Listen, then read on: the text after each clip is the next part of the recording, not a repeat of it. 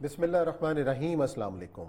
मैं हूं मोहम्मद उस्मान और आप देख रहे हैं प्रोग्राम हरफराज और ये मकबूल जान के साथ। नाज़रीन, आज की बड़ी खबर कि पाकिस्तान का पार्लिमानी वफ़द स्पीकर कौमी असम्बली जनाब असद कैसर की सरबराही में आज काबुल के दौरे पे था, जहां काबुल एयरपोर्ट पर रॉकेट हमले के बाद जहाज़ वापस आ गया और ये दौरा मनसूख हुआ।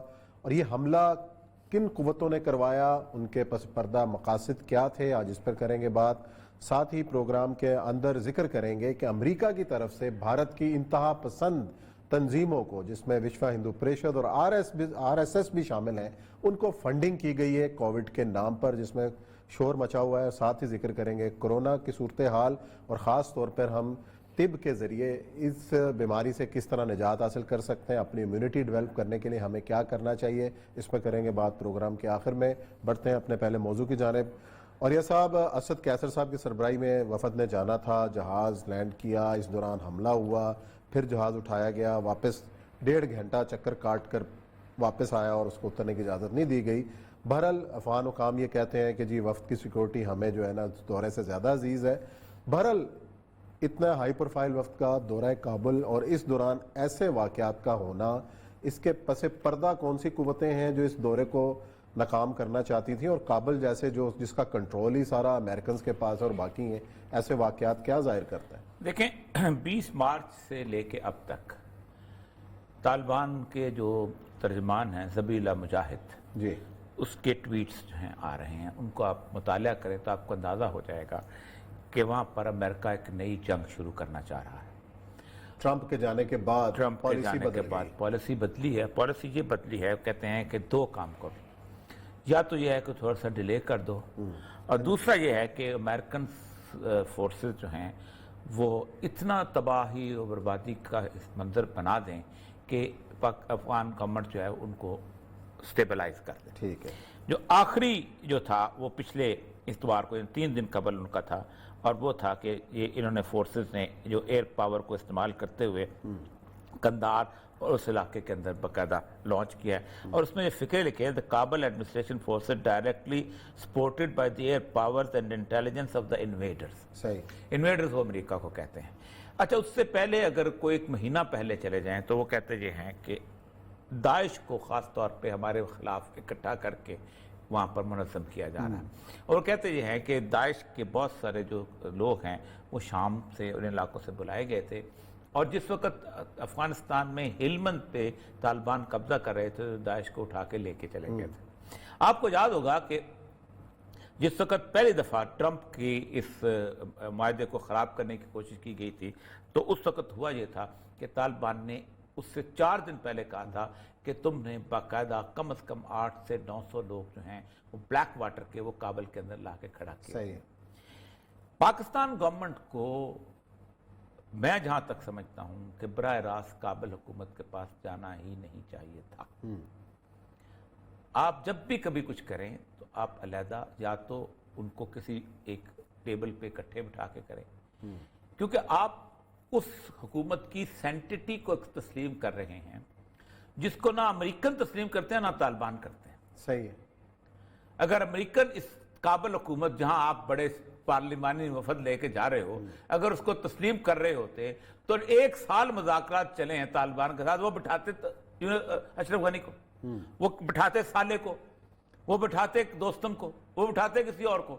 अमेरिका उसको तस्लीम नहीं करता। तू कौन, मैं खाम खा पार्लिमानी वफद लेके जा रहे हैं। ओ भाई, तुम्हारे पार्लिमानी वफद को 10 साल से वो गालियां दे रहे आ रहे हैं। यानी कोई आप यार अमेरिकन के अच्छा, फिर हमला किसने कराया? मैंने बताया ना कि उस वक्त तो जो सारे का वो खुद नहीं चाहते ना इसको। पाकिस्तान, देखिए पाकिस्तान के साथ एक हैट्रेड जो है वो 2-3 वजह से हुई है। पहली दफा ऐसा हुआ है कि रसिया में जिस वक्त ये तालिबान गए हैं तो रशिया ने इंडिया को आउट कर दिया, भाईजान जाओ। हालांकि जो बाइडेन का स्टेटमेंट जो मेरे सामने पड़ा हुआ है, जो फेमस स्टेटमेंट है, जिसमें उसने कहा है कि हम चाहते हैं कि चीन और रूस जो है ये इस दरमियान में इनकी मज़ाकत करें। खास तौर पे हमने रूस और टर्की को कहा है कि इनकी कॉन्फ्रेंसेस बुलाओ। और उसके अंदर सबसे बड़ा वाकया जो हुआ है वो हुआ है कि जब इनकी तरफ से जो नुमाइंदे थे तालिबान के, उन्होंने दोस्तों से हाथ मिलाने से इनकार कर दिया। उन्होंने कहा तुम कातिलों से हम हाथ नहीं मिलाते, क्योंकि एक होता है जंग में कत्ल किया जाए, ایک ہوتا ہے کہ آپ نے طالبان کے ساتھ معاہدہ کیا، معاہدہ کرنے کے بعد ان کو کنٹینر میں لا کے ان کو سیلاب میں چھوڑ دیا اور دشت لیلا میں چھوڑ دیا، وہ بیچارے کنٹینر میں بیچارے شہید ہو گئے. تو وہاں پر ان کو اندازہ ہو گیا تھا کہ چیزیں. یہ جو افغان گورنمنٹ ہے نا، اس گورنمنٹ کا نام لینا تھا. 2-3 اور ایسے ملک ہیں علاقائی جو چاہتے یہ ہیں کہ یہاں پر ایک ڈسٹربنس کی صورتحال جو وہ قائم رہے، کیونکہ اگر یہ ڈسٹربنس کی صورتحال قائم نہ رہی تو ہوگا یہ کہ وہ لوگ اٹھ کے یہاں افغانستان میں امن تو یہاں باقی جگہ پر لڑائی شروع ہو جائے کسی اور جگہ. تو اصل مسئلہ یہ ہوا ہے کہ یہاں پر حملہ جو ہے، اول تو کابل ایئرپورٹ پہ جو ہے اس وقت جنگ جو ہے وہ طالبان کی اس کی چل رہی ہے، اور وہ طالبان جو ہے وہ کہتے ہیں کہ ہم اس کو اب اگر جنگ ہے. اب دیکھیں نا، انہوں نے یہ جو 28 مارچ کو انہوں نے کابل ایڈمنسٹریشن نے اس پہ حملہ کیا ہے خوست میں، اور خوست میں ان کے 40 کے قریب لوگوں کو مارنے کی کوشش کی، مارا ہے. اور اس کے بعد آپ دیکھ لیں کہ 26 مارچ کو پھر حملہ کیا ہے، اور اس نے کہا ہے کہ اور امریکن پریزیڈنسی کی انہوں نے کہا ہے کہ شیرباد حاصل تھی. ریگولر حملے جاری ہیں جس کے ساتھ وہ کہتے ہیں کہ ہمیں پتہ ہے اشرف غنی کی انٹیلیجنس کی لیول کیا ہے، اس کو امریکن سپورٹ کر رہے ہیں. اور امریکن یہ چاہتے ہیں کہ وہ ابھی کچھ دیر وہاں رہیں. اور اس کو سپورٹ کون کر رہا ہے؟ انڈیا سپورٹ کر رہا ہے، پاکستان کا سیکولر طبقہ خاص طور پہ کچھ سپورٹ کر رہا ہے. کوئی یہ سمجھتے نہیں ہیں کہ وہ افغانستان میں اسلام آ گیا تو وہ تو پچھلے جب 4-5 سال طالبان کے گزرے ہیں، پورے کا پورا علاقہ جو تھا اس کو ایک نئے رنگ میں رنگنے لگ گیا تھا. تیسرا وہ یہ ہے ایران کی فورسز کچھ چاہتی ہیں کہ وہ مجلس وحدت اور یہ وہ علاقہ جو ہے وہ ہو جائے گا. تو اصل مسئلہ عثمان صاحب یہ ہے کہ میں یہ سمجھتا ہوں کہ آپ اس وقت اس آگ میں نہ کودیں. کیا کریں پھر؟ خاموش رہیں. جب مذاکرات کی ٹیبل میں بیٹھے تو دیکھیں میری بات نہیں، ہمارے بغیر پاکستان کے بغیر کیا امن ہو سکتا ہے؟ نہیں، پاکستان کے بغیر آپ اکیلے کیسے جا رہے ہو؟ آپ کو نہیں پتا اشرف غنی، آپ کہیں جی ایک راؤنڈ ٹیبل کانفرنس بلاؤ، ہم بھی اس میں بیٹھتے ہیں. آپ انڈیویجول لیول پہ ملو. وفد کیا کرنے جا رہا ہے؟ وفد آپ کبھی وفد نے کچھ کیا؟ کبھی وفد جانے کا مطلب یہ ہے کہ آپ اس افغان حکومت کی جس کو 18 سال سے امریکہ منوانے کی کوشش کرتا رہا اور آخری سال میں امریکہ نے خود نہیں مانا، جس امن معاہدے پہ دستخط ہوئے اس پہ افغان حکومت کا دستخط نہیں ہے. آپ مانتے ہو جا کے چلو عمران خان اور وہ تو مل جائیں، وہ تو ٹھیک ہے، اس لیول پہ تو ملیں، باجوہ اور باقی لوگ تو ملیں، زلمے خلیلزاد تو ملیں. پارلیمنٹ وفد کا کیا کام ہے وہاں پر؟ اس کا مطلب ہے کہ آپ ایک پوری اسٹیبلشمنٹ کو سپورٹ کر رہے ہیں. کیونکہ طالبان کی بنیادی فائٹ یہ تھی کہ اگر ہم نے انہی کو ماننا ہے تو ہم نے 18 سال خون کو بہایا یہاں پر. پھر دوسری بات یہ تھی کہ ہم نے لڑائی تم سے کی ہے، تم پیچھے ہٹ جاؤ، ان کو تو ہم خود دیکھ لیں گے. اب کیا ہوتا نظر آ رہا ہے؟ حل کیا ہے مسئلے کا؟ اب ایسے ہی حل سر طالبان نے پہلے دن کہا، جس سے جو بائیڈن کی سٹیٹمنٹ آئی تھی، اس نے کہا پہلی بات تو یہ ہے ہم نے تو کبھی سوچا ہی نہیں تھا کہ ہم جہاد کے بغیر جنگ جیتیں گے. تو جس نے جہاد کرنا ہے، ہم تو نہ مال غنیمت نہ کچھ، ہم نے نہ افغانستان جیتنے کے لیے جہاد شروع کیا تھا، نہ افغانستان کی حکومت بنانے کے لیے جہاد شروع کیا تھا. ہم نے جہاد یہ شروع کیا تھا کہ اللہ کی حاکمیت کو نافذ کرنے کے لیے کہاں تک ہم جا سکتے ہیں، اپنا طاقت استعمال کریں، اتنا کیا تھا. شہادت ہے مقصود و مطلوب ہے مومن، نہ مال غنیمت نہ کچھ. ان کا سٹیٹمنٹ ساری اٹھا رہے. ملا عمر کی جو آخری سٹیٹمنٹ تھی نا، اس کو پوچھا اس نے پشتو میں سی این این نے کہ تم زمین کے لیے جنگ کر رہے ہو تو زمین تو تمہارے پاؤں کی طرح سے نکل گئی. تو اس نے کہا یا بابا، خاورہ لفظ استعمال کیا. خاورہ کہتا ہے وہ مٹی جس سے محبت کی جاتی ہے، کہ خاور تو میری ہے ہی نہیں، زمین کا ایک ٹکڑا بھی مجھے نہ ملے تو تب بھی میں اللہ کا نام بلند کروں گا. صحیح. اور پھر اس نے یہ کہا تھا کہ بش نے کہا میں تمہاری زمین تمہارے اوپر تنگ کر دوں گا.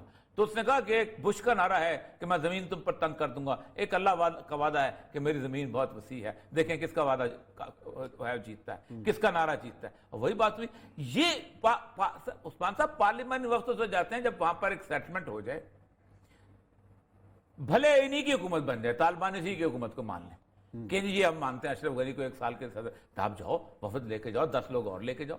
جب ایک گورنمنٹ ان ڈسپیوٹ ہے، نہیں آج تک تو مان رہے نا، دورے ہوتے رہے ہیں، پاکستان نے آج تک مانی ہے اشرف غنی کی. آپ نے مانی ہے کتنے دورے ہوئے ہیں، آپ نے مانی ہے کتنی گالیاں کھائی ہیں، گن دیں.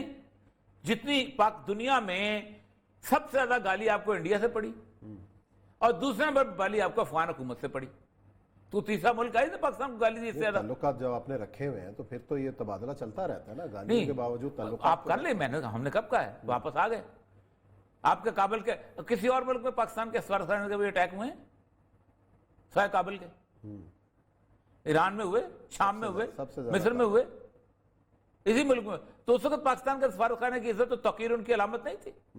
किस इलाके के अंदर के सफारतखाने में पाकिस्तान के खिलाफ जुलूस निकले सवाए अफगानिस्तान के? क्यों? कठपुतली हुकूमत बैठी हुई थी। असल मसला ये नहीं है, असल मसला ये कि आपको सोच समझ पे कुछ चीज लेनी चाहिए। ये वो चीजें होती हैं जो इन द लॉन्ग रन आपके खाते में आती हैं।